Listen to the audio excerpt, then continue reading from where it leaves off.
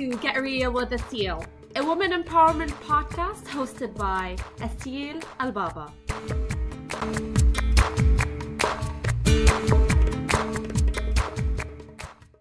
Hello and welcome to another episode of Get Real with Asil. Today is Monday, April 2nd, 2018. Happy Easter to those celebrating it, and happy spring anyway to everybody. I live in Canada, and the winter here drains every ounce of energy that we have. So whenever the weather starts warming up, it's so greeted with a lot of we're very anxious for it and excited for it, and you can tell that people are generally happier around this time of the year as they anticipate a fun summer ahead. So welcome to a new episode, and I hope it's gonna be a great one for you. So if this is your first time tuning in, my podcast is about self-development tools. I share any tips and stories and anything that I come across that I think will add value to you in your lives, because I believe that self-improvement is such an important element in anyone's life, and I just seek to empower others through the lessons that I myself learn as I go. So this is the point of my podcast, and I also make sure that I always make it practical and authentic, because this is my brand and I believe so much so in being authentic in any endeavor that we embark on. So for today's episode, I'm sharing success number 40 from the Success Principles by Jack Canfield, how to get from where you are to where you want to be. So this is a book that I actually came across last year, and I read it, and it includes 62 principles of success. It was really interesting, and it was super practical and very, very useful. So when I came across it and I read it, I thought that I would dedicate an episode for each of the principles discussed in this book.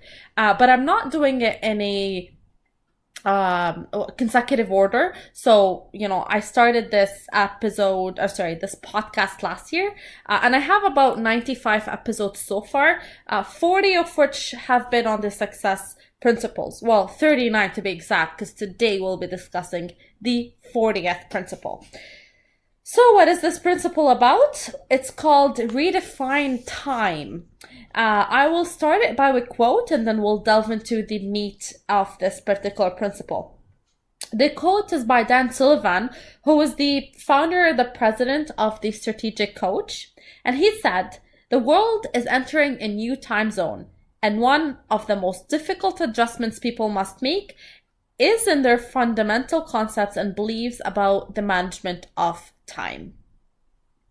This sums up what you should be expecting out of this episode. We're going to be discussing time and some time management skills. So there's a specific theory that was introduced in this chapter that I'll share with you about how you can potentially divide your time in such a way that makes or helps you make the most out of it. So the most successful people that you look at, whether it's your friends or colleagues or family members or just mentors in society, the one particular thing that they've really, really do well, if you notice about the common things about the people you look up to, is how they manage their time. Obviously, we generally have a busy lifestyle, especially if you live in like a rushed city like Toronto or New York or probably London. Like, these cities are very fast paced. So generally people always have the notion that they're busy. But I noticed that there's a big distinction between being busy and being productive. And sometimes we loosely use that word busy simply because we just don't know how to manage our time. And I also noticed that people use the word busy as a way to escape from the reality of their life. So they over-occupy themselves with certain things that they are probably better off not doing, just so that they feel or trick themselves to feel that they're making the most out of their life. When in reality, they can just simply be overworking themselves and not reaping results in return. This is a very common problem that I personally noticed. I was me, myself, and I was also somebody who used that term a lot. I'm busy, and just it creates a stress, just the idea of it, just the idea of constantly saying how busy you are in itself is stressful. So I just want you to be mindful of how often you use that word. When do you use that word? Are you truly busy when you're saying it, or is it just an excuse to escape something? It's really important to be honest with ourselves and to be reflecting on how we lead our lives and how we lead our days. So in this specific chapter, Jack Canfield discussed a system called the Breakthrough Result Time System, which divides your time into three kind of days. So there's a day called the best result day. I don't know what's wrong with me today. The second one is called the preparation day, and the third one is the rest and recreation day. So let's talk about each category separately. We'll start with the best results days. These are the days where you are operating at full speed. You're simply in your core genius. We've discussed in a previous episode what the core genius means, but to give you a sum up or a recap on that, your core genius is the areas that produce the majority of your productivity. So for example, as a financial planner, my core genius would be the times I spend with clients discussing their financial needs, closing, whether it's investments or loan deals. These are the activities that ultimately lead the most productivity out of my role. And it also includes maybe doing seminars and lunch and learns and just community activities that ultimately spread the knowledge and the impact that I personally am passionate about creating. So this is really the gist of my career or my full-time job per se. So my core genius would be activities focused in this specific field that ultimately generate results. And there is something called the 80-20 rule, which I have mentioned it in previous episodes as well, which suggests that 80% of your productivity boil down to 20% of that work that you're actually doing. So the trick here is to actually look into your day and how you're spending it and highlight these activities that ultimately are responsible in generating the majority of your result. So when we're focusing on managing your best results day, you are ultimately trying to focus on that 20% that I told you about earlier that ultimately generates the most results that you can actually track and measure and grow and ultimately achieve success. So this is personally what I try to do as well. So your best day may be, spending time designing a new line of clothing. It could be making sales calls. It could be negotiating deals or producing a loan package or, printing or writing or speaking or acting, whatever that activity is like for you. But when you are managing your time for your best results day, this is what you're focusing on, your core genius. And because there's different industries out there, the time split across different activities would vary drastically. But these are the days where you set it ahead of time that this is going to be the day where you focus on nothing but productivity and, measurable things that you can ultimately look back at and feel fulfilled by. So that's for the best results days. The second one is the preparation days. So preparation day is pretty much a day where you prepare and plan for your best results day. So that could be by learning a new skill, reading, picking, depending on your industry. So I'm going to use my industry because it's easy for me to relate to. So as I mentioned, I'm in the financial planning field. So a preparation day for me would look like prospecting clients, maybe planning for different community activities like seminars and different presentations. It could also be portfolio management. I could be also doing some new courses or reading up to, keep myself updated with what's happening in the market and all the different things that keep changing as far as, new products or market updates are concerned. So you can actually spend your preparation day maybe taking a seminar or improving on your training or trying to learn new skills that will help you in your job, or you could also be doing it to reflect on overall how things are going and just put an action plan in place. So you may be seeking out a mentor, you may be training for new type of skills, or whatever that looks like for you. So also reflect on your preparation day. And the particular technique that's discussed in this chapter for the breakthrough results is separating these days. There's different time management, but in this specific theory, it's saying that you can separate the day where you prepare from the day where you actually execute the plan. So there's different ways of doing it. Personally, there's days I have where it's a mix of both. Maybe I'm planning in the morning and I'm executing in the afternoon, or maybe I'm executing in the morning and then planning in the afternoon for the next day. Whatever that looks like for you, I always stress the importance of being authentic in whatever tools we learn. So there's different theories out there. And as we're going through life, we are going to go through test and learns. Some things are going to work for us, and some things we need to modify so that they better work for us. So if dedicating a full day for planning is going to work for you so that you can have better days where you execute, so be it.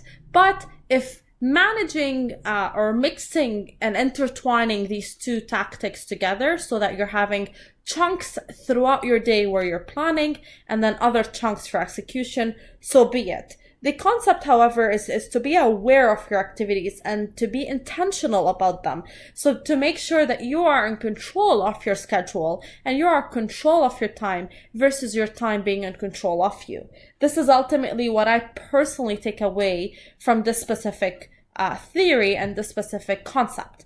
I really think that a lot of times when we are consumed learning from successful people and from mentors and from people we admire, it's amazing to hear their advice. But I also think we need to be a little bit more, we need to customize that advice for us, not take everything we hear at face value, because certain things might work differently for us than it did for the people we're seeking advice from. So I always like to stress that point, and I wanted to mention it here as well, because this is no different. Now, the last day is the R&R day, which is the rest and recreation. Now, the reason I really enjoy this specific theory is because if you are a person who has the high need of achievement like I do, which is a double-edged sword, it's something that, obviously I enjoy, but it also could be very hectic when I'm constantly draining myself to make sure I'm being productive all the time, then scheduling recreation days in advance could be very, very healthy, because you're giving yourself permission to rest, and you're pretty much telling your body that you're in need for this. Not only are you in need for it, but it's something you're looking forward to, and you give yourself permission to enjoy it. So recreational days, it looks different for everybody. Whatever recreation is for you, it could be just lying on the couch and reading, going out with friends, doing fun activities, whatever that looks like, just do it, because life is too short to just constantly be working and constantly be growing and constantly be, looking at the next goal to achieve. We have to enjoy the process and the journey, not just focus on the destination. It's all about balance. And I believe that when you have proper recreational and rest days, it will help you work harder and smarter when you come back from these rests. It's like you're resetting your system. So the value of these days will help you be refreshed and will help you absolutely look and offer fresh perspective when you come back to work. So if you really care about the results, then you should equally care about the rest that you give yourself, your body, your mind, and absolutely your soul. I feel like we live in a society that doesn't really talk much about spirituality and our souls, but if this is something that's important to you, which I would encourage you to look into, then absolutely you can look into mindful practices, which include yoga, meditation. Maybe if you're religious, then you have your own religious ceremonies to attend to, but always be mindful of your spirit and your soul and how you're taking care of that as well. Because if you think about it, our existence is really an intertwined entity between our mind, body, and soul. So if we are focused on growing our mind intellectually, we can't necessarily produce much results unless we have the body and the health to do it, and the resiliency of the soul to help us overcome whatever obstacles come our way. So managing our time in order to cater to all these three elements, body, mind, and soul, is super, super important, and I can't stress it enough. And that's why I speak about daily rituals, which I've mentioned in previous episodes, and you can go back and see some of them. Because once something becomes a ritual, then it's easier for you to stick to it. It's easier for you because it's routine, it's a habit, and it ultimately becomes a part of who you are. So I'll just leave you with some steps that you might want to take to begin implementing your breakthrough results time system. But like I said, this is really just a theory, and ultimately you want to customize it to make sure it works for you. So the first thing is you can start listing the 3 best results days you've had. So if you can reflect maybe on the last few weeks of your career and reflect on the days where you felt you've had your best results, and then see the common factors of these days. What is it that you did? What happened in these days that made it as productive as it was, so that you can actually extract it from these days and replicate it and integrate it into your system. So that's one thing you can do to reflect on your best results day. Then you can meet with your maybe boss or coworkers to discuss with them how to create more best results days where you can focus 80% of your time on using your areas of brilliance to produce best results. Because it's not just important that you're creating that, productivity and ultimately fulfillment for yourself, but if you're part of a team, the environment you're in also impacts that productivity. So if you can ultimately extract everything you're learning and share it with your surroundings, then you're bringing your best foot forward to work, and you're also impacting your workplace, which is ultimately what makes you, hopefully a great coworker to have.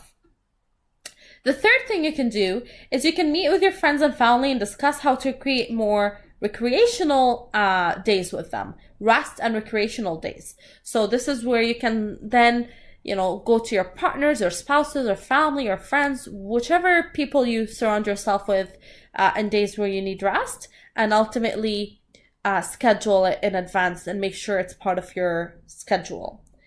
The fourth thing you can do is schedule at least 4 vacations a year. And I don't mean vacations where you necessarily travel all the time. It could be like a road trip somewhere on a long weekend. It could be mini camping trips around the city. Like, these are also vacations, and they're mini getaways that are scheduled throughout our year to help us reset and reboot our systems. And it's something that I totally believe in.